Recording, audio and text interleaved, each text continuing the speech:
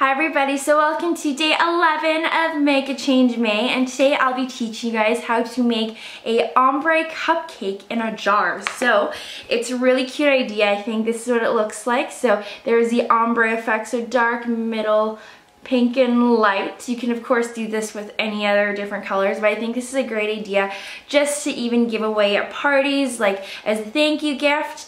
I actually got this idea off of Lauren Conrad, and I just gave it a little bit of my own twist, but yeah, I just found it off their website and it was really cute. I thought that this is a perfect idea because what she did on her website was to give it as a bridesmaid's gift, to ask them to be your bridesmaids. So it's really cute. On the top here I have this little label that says "Let them eat cake." Let's see if it'll focus.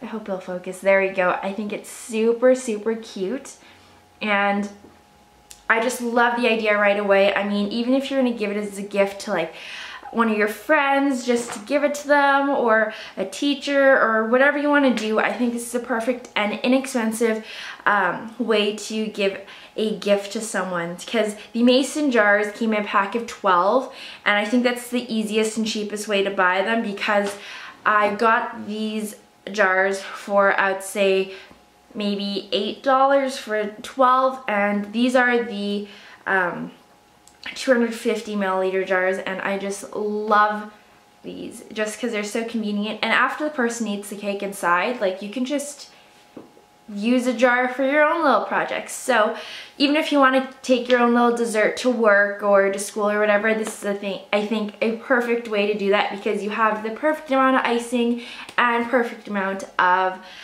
cake in there. So again, if you're interested in seeing how I made this, then keep on watching. So the first thing that you'll need is an actual mason jar. So this is what I have here. It's just a 250 milliliter mason jar, so I think that's all it says on here.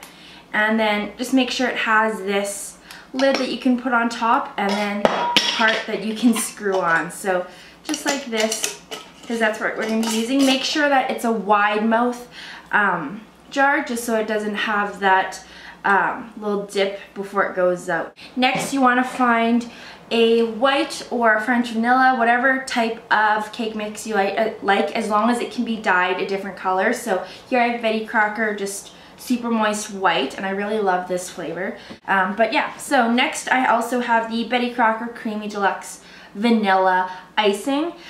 You can get the buttercream frosting. I think that that's what Lauren Conrad has on her website, but I just chose the Creamy Deluxe Vanilla frosting because I like this a little bit better.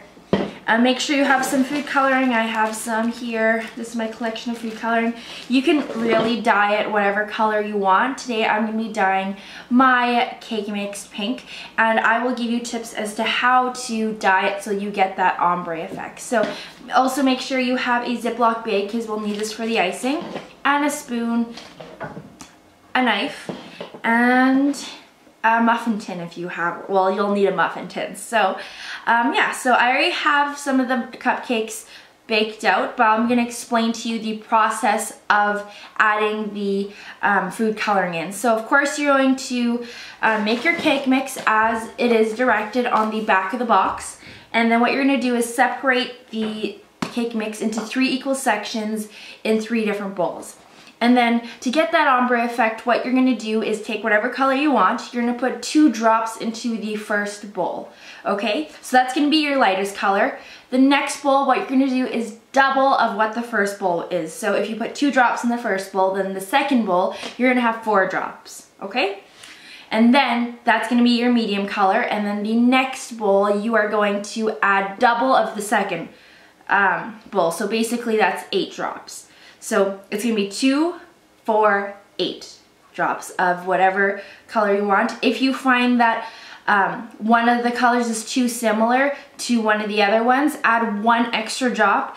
I would recommend not adding an extra drop to the lightest color, just because then you'll have to really adjust the second color and then the third color, which is the darkest. And after so much food coloring, you won't be able to get it any darker than it already is. So Just a warning, I think the only one that you might be able to add an extra dye of color to is the middle one, and you can only do one, and same with the third, which is the darkest color. You just gotta kind of feel it out. Just make sure that you don't add an extra color to the first one, or else you're gonna be just going crazy there. So just kind of do it by judgment, but I'd recommend doing 2 drops in the lightest, 4 drops in the middle, and then 8 drops for the darkest color. So that's what I have now, and this is what I'm going to show you as how it turned out.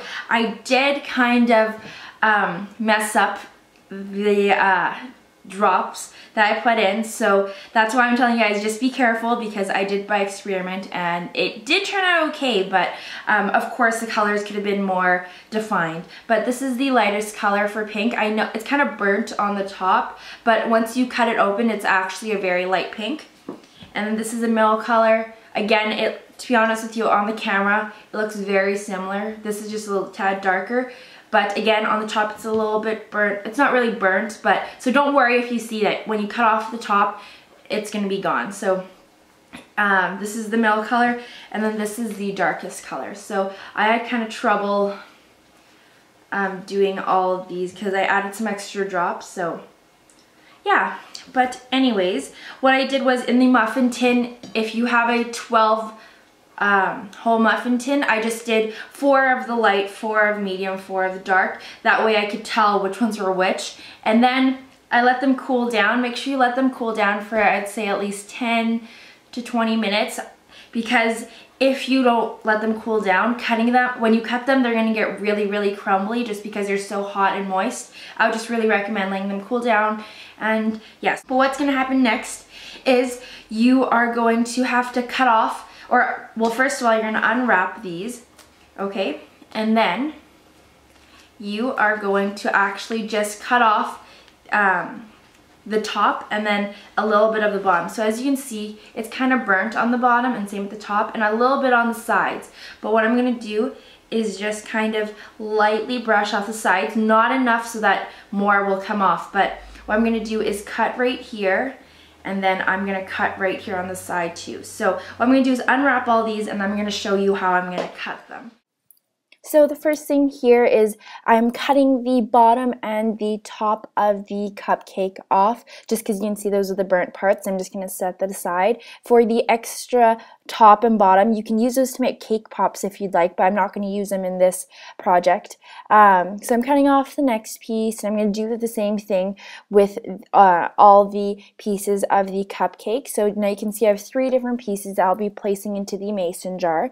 So I'm going to put the darkest color at the bottom, and as you can see from the top of the cupcake, you can scoop the top out and just even push that in with a spoon if you'd like. And then what I'm going to do is take some vanilla icing, and I'm just going to put it into the Ziploc bag. I'm just kind of opening it up so that way it doesn't get onto the top. So I'm going to just spoon it out, and I'm just going to place it into the bag there so that I can squeeze the icing into the jar opposed to using a spoon. But if you think a spoon is easier to use, you can use a spoon to put in your icing into the mason jar if you like. So what I'm doing is twisting the top there, and I am going to cut off the top.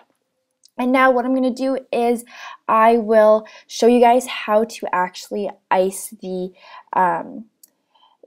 on top of the cupcake. So what I'm doing is I'm doing a zigzag shape, just because the icing, the bag of icing couldn't fit all the way to the bottom of the jar, so I wasn't able to do a nice circle. So I thought a zigzag shape was easier for now. And what I'm doing is I'm using my spoon just to perfect that little icing. Again, it doesn't have to be perfect, but I just wanted it to be evenly distributed. So that's what I'm doing again here. So that's what it looks like. What I'm going to do next is put on the second darkest color, which is the medium pink, and now I'm going to go around in a circle because it's easier to do the circle now. So that's what it looks like. I am not going to smooth it out this time because it was okay. And then there is my lightest color. I'm just pushing that down a little bit. And then to add your final touch, you can add a extra layer of frosting at the top, and I'm just going to clean up the top there so that way my lid doesn't stick down. And I just stuck a little extra piece of the pink cupcake there, just so it would show out a little bit more. So that's basically all there is to this. I hope you guys enjoy. So I really hope you guys enjoyed making this with me. It was super fun. I definitely think this is a great gift, even if you're giving it to your friends or like just as a party favor. I think that's really cute if you're giving it to your teachers at the end of the year or your professors. I don't know. I think this is just super cute.